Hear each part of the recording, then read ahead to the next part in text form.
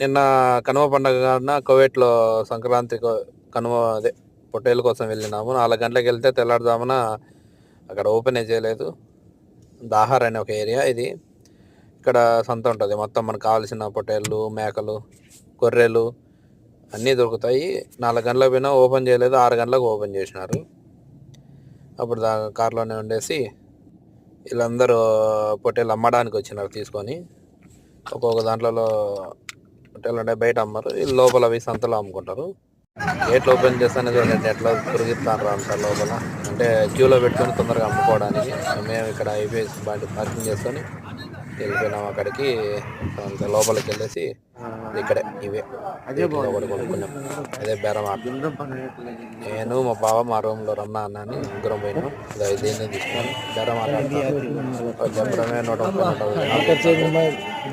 మనం 90 స్టార్ట్ చేసినాం. అందరికి ఇచ్చినాడు, కొనుక్కున్నాము. దాన్ని తీసుకోవాలంటే రావడం లేదు, ఎందుకని మళ్ళీ ట్రోలీ తీసుకొని వచ్చేసినాము. అంటే వాళ్ళకి ఒక దినార్ ఇవ్వాలి మళ్ళీ.